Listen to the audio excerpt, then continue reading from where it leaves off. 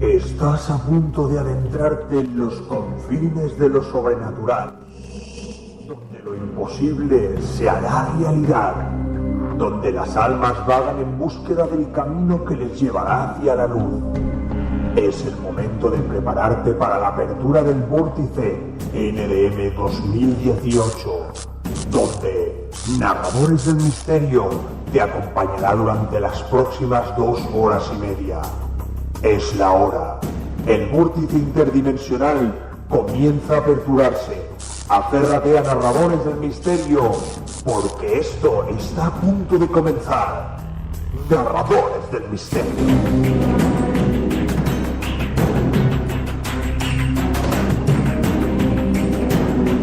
Buenos días, buenas tardes y buenas noches y bienvenidos nuevamente a Narradores del Misterio. Ya estamos aquí una semana más, un viernes más con todos vosotros a las 11:30 de la noche para trasladaros y llevaros el misterio hasta vuestros hogares. Narradores del Misterio, como siempre un equipo sin igual formado por todos y cada uno de nuestros compañeros, empezando por nuestro compañero Fran González, Miki Nieto, nuestra compañera Silvia Rossi, Víctor Haas, Michael Cerrajero y, como no, nuestro compañero Sergio Rossi. Y un sinfín de compañeros que también nos ayudan semana a semana a hacer posible este, vuestro programa, Narradores del Misterio. Ante el micrófono, el que os acompaña cada viernes y os lleva el misterio hasta vuestros hogares, Daniel Piqueras. Comenzamos.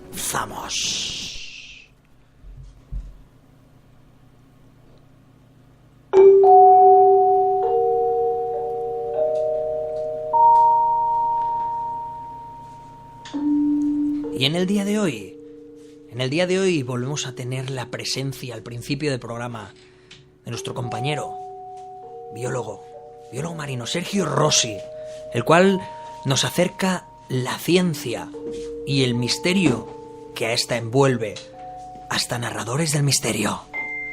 En el día de hoy, para tratar sobre los genios olvidados. Será un tema apasionante y esperamos que lo disfrutéis con todos nosotros.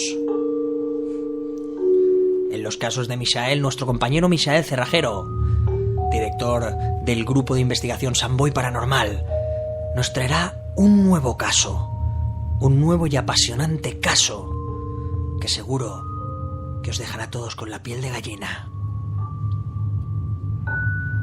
En los enigmas de la historia, nuestro compañero Fran González nos hará sumergirnos en las aguas y hablaremos de un submarino, el U-65.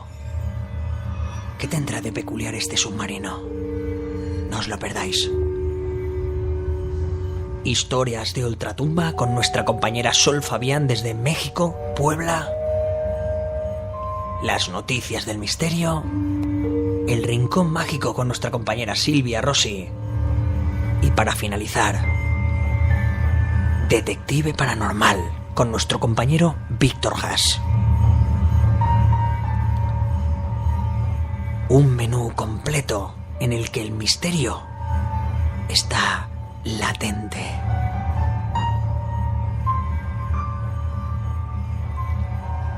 Estás escuchando Narradores del Misterio.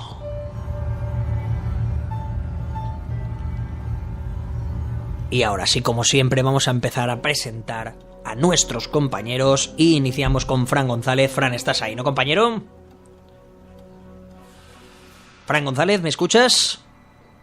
Buenas noches. Ahora sí. Hay veces que el canal nos la juega, ¿eh? A veces.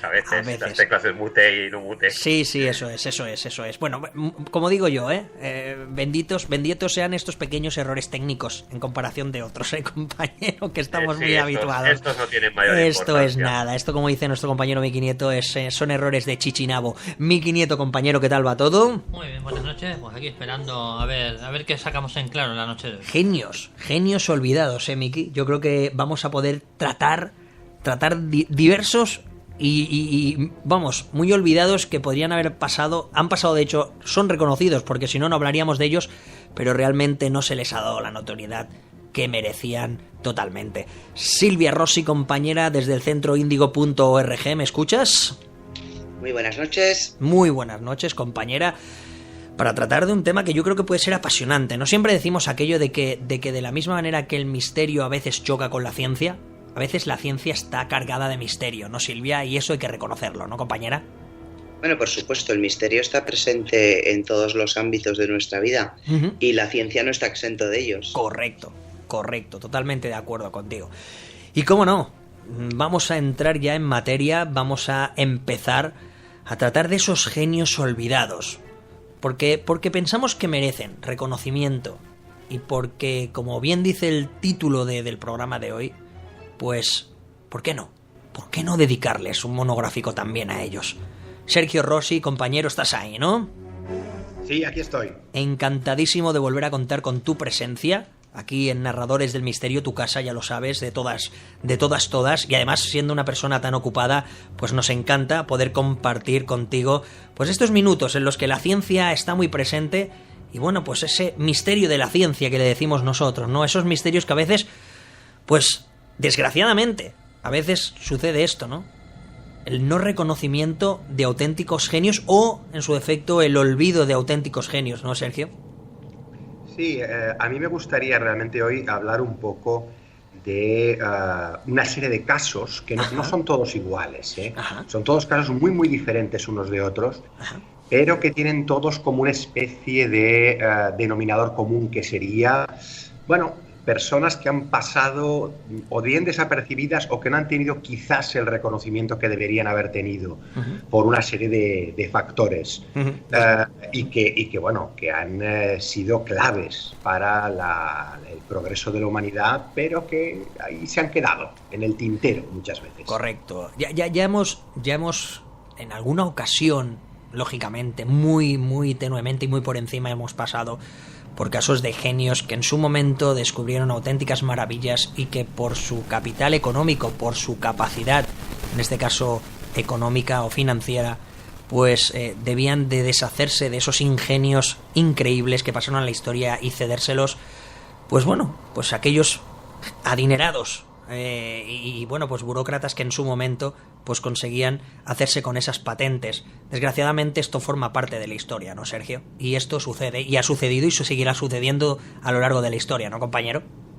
Cada vez es más complicado, de hecho. Efectivamente, pensad que hoy en día la red de la ciencia es una red mucho más abierta y mucho más inmediata. Correcto. Entonces, antes digamos que todo era mucho más lento, todo era mucho más, no estaba todo tan conectado. Correcto. Una persona podía descubrir algo y a lo mejor quedaba aquello, la mayor de las ignorancias, hasta 2 o 3 siglos después. Hasta que alguien decía, madre mía, pero si este señor ya lo había descrito hace 300 años, o hace 200 años, o hace 70 años.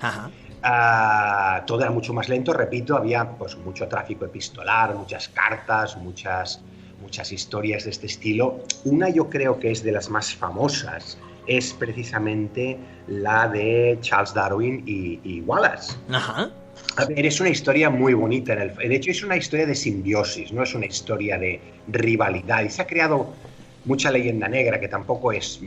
que luego cuando vas a analizarla un poco, pues tampoco hay que exagerar. Incluso se ha llegado a decir que Darwin pues no tendría el mérito que realmente tiene. La historia es la siguiente, es una historia, bajo mi punto de vista, muy interesante, porque 2 hombres, un ya veterano y prestigioso en aquel momento ya, Charles Darwin, y otro hombre, un joven naturalista como Darwin, que también era un naturalista, llegan a la misma conclusión, y es que pues que las especies sufren todas las especies vivientes, todos aquellos seres vivos, sean plantas, hongos o animales, sufren un proceso de evolución. Evolución, correcto. De alguna forma, lo que hay es una adaptación al ambiente y al entorno, y a las inclemencias meteorológicas, a la competencia por el el espacio o a ser depredadores, presas, parásitos o lo que sean, y que hay un proceso de evolución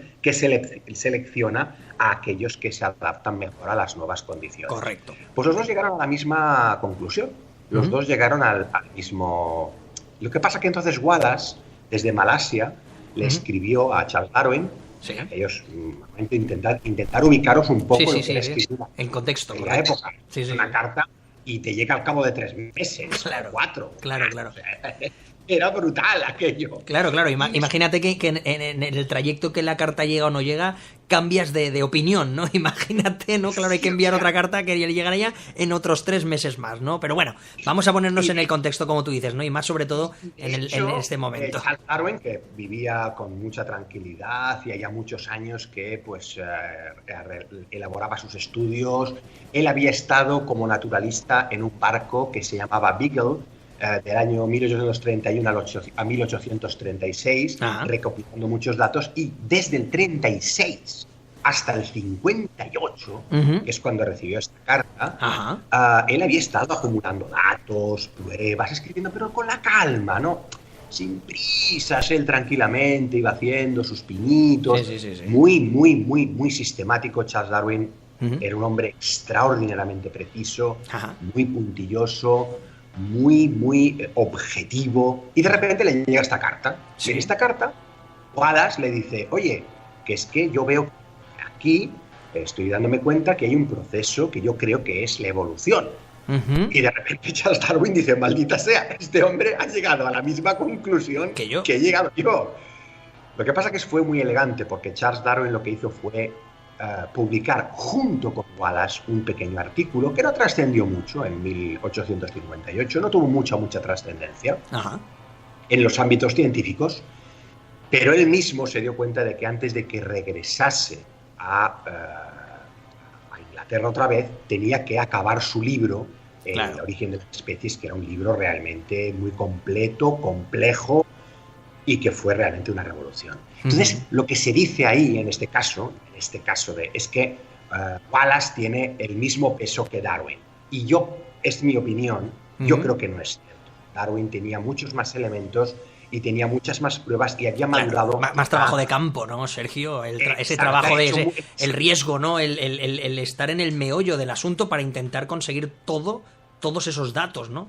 Claro, y tienes que pensar además otra cosa. Ya habían habido otros científicos previos a Darwin. Su propio abuelo, Erasmus Darwin, también Lamarck. Habían geólogos que habían estado pensando en esta teoría de la evolución, en este hecho de la evolución, que tanto ha cambiado a la humanidad. Voy a hacer dos pequeños paréntesis para que así os ponga un poco la miel en la boca para un futuro.